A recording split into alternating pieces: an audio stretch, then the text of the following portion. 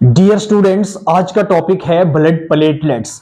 Blood platelets को हम thrombocytes कहते हैं। इससे पहले हम स्टडी कर रहे थे ब्लड के बारे में। ब्लड क्या है? कनेक्टिव टिश्यू है, फ्लूइड के फॉर्म में है और पूरे बॉडी के अंदर सर्कुलेट होता है।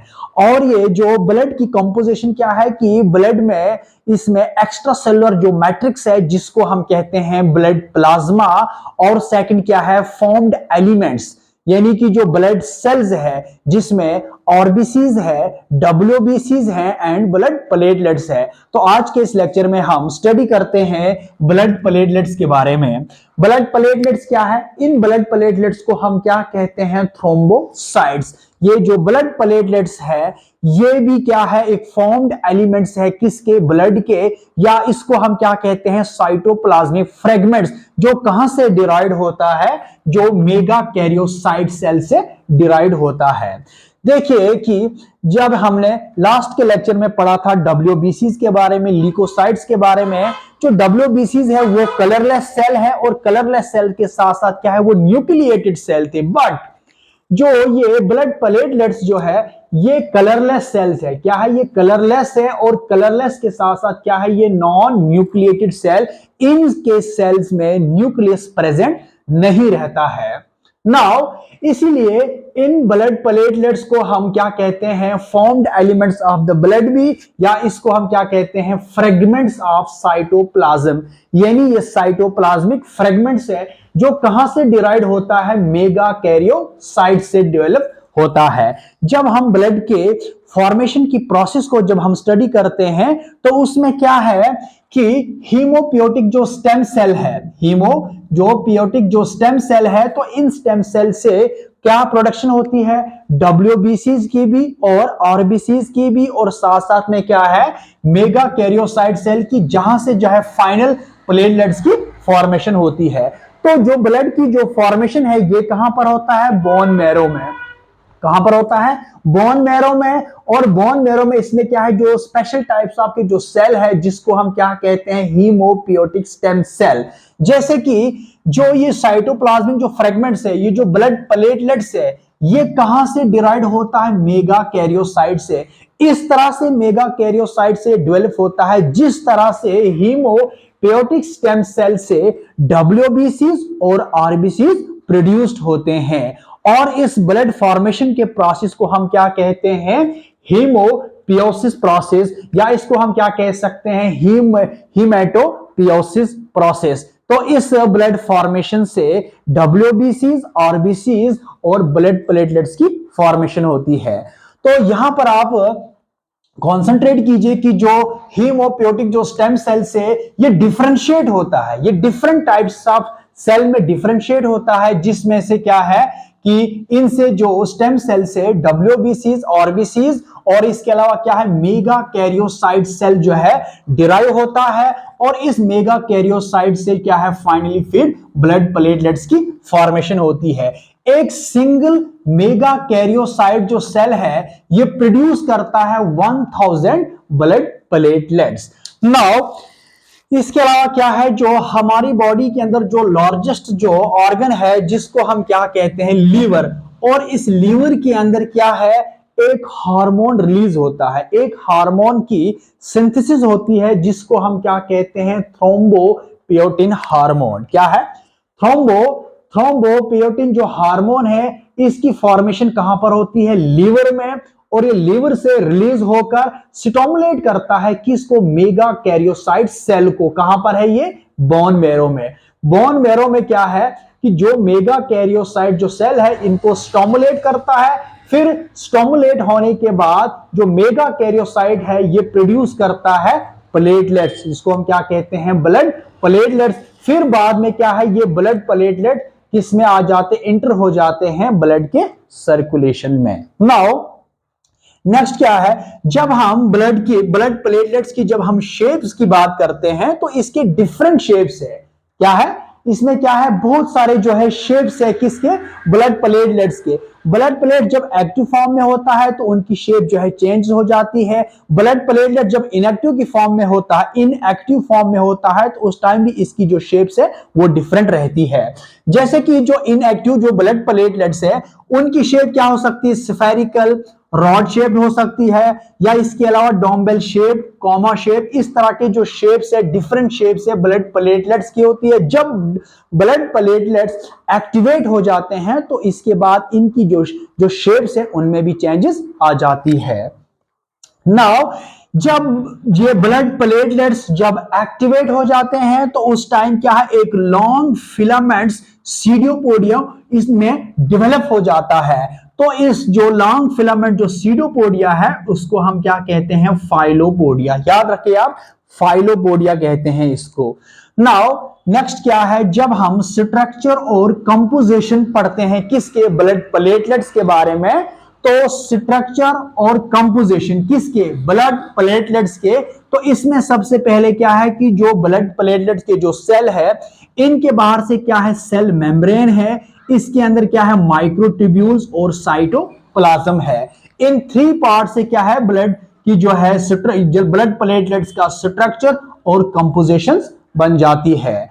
नाउ ये सेल मेम्ब्रेन क्या है, देखिए कि ये जो ब्लड प्लेटलेट्स है तो इस ब्लड प्लेटलेट्स के बाहर से क्या है, सरफेस एरिया है, ये बाहर से क्या है, इसकी जो कवरिंग है इसको हम क्या कहते हैं, सेल मेम्ब्रेन। क्या कहते हैं इसको हम, सेल मेम्ब्रेन। ये ब्लड प्लेटलेट्स का जो एक स्ट्रक्चर मैंने यहां पर बनाया है, जो इसको दिखाया गया अंडर इलेक्ट्रॉन माइक्रोस्कोप के अंदर। तो इसमें से क्या है कि जो ब्लड प्लेटलेट्स है इसके बाहर से क्या है, कवरिंग है जिसको हम क्या कहते हैं, प्लाज्मा मेम्ब्रेन। और ये जो प्लाज्मा मेम्ब्रेन है ये इनवेजिनेट होता है। क्या होता है, ये इनवेजिनेट होता है, अंदर की तरफ ये जो फोल्ड होता है, तो एक किस्म का जो सिस्टम है वो डेवलप करता है जिसको हम क्या कहते हैं, ओपन कैनालिकुलर सिस्टम। और इस ओपन कैनालिकुलर सिस्टम का फंक्शन क्या है, क्योंकि इस ब्लड प्लेटलेट्स के अंदर क्या है, जो ग्रेन्यूल्स प्रेजेंट है, वो ग्रेन्यूल्स के अंदर का जो कंटेंट है वो इसी सिस्टम के जरिए से जो है वो बाहर आ जाता है। इसलिए इसको हम क्या कहते हैं, ओपन कैनालिकुलर सिस्टम। कब ये जो इसकी फॉर्मेशन कब होती है, जबकि इस प्लाज्मा मेम्ब्रेन जो ब्लड प्लेटलेट्स है ये इनवेजिनेट होता है। तो इससे ये जो सिस्टम है इसकी फॉर्मेशन होती है। तो इस सिस्टम के जरिए से क्या है, ग्रेन्यूल्स और ग्रेन्यूल्स का जो अंदर के जो कंटेंट्स है वो इसी सिस्टम के जरिए बाहर आ जाते हैं। नाउ नेक्स्ट क्या है, माइक्रोट्यूब्यूल्स। ये देखिए कि यहां पर क्या है कि माइक्रोट्यूब्यूल्स प्रेजेंट है इस ब्लड प्लेटलेट्स के अंदर। और माइक्रोट्यूब्यूल्स की फंक्शन क्या है, जो माइक्रोट्यूब्यूल्स है ये बनाते हैं एक रिंग्स। क्या बनाते हैं, रिंग्स। ये रिंग्स की फॉर्मेशन करते हैं कहां पर, अराउंड द साइटोप्लाज्म। ये जो साइटोप्लाज्म है तो इस साइटोप्लाज्म के अराउंड में क्या है, ये एक रिंग्स को डेवलप करता है, रिंग्स की फॉर्मेशन करता है just below the plasma membrane.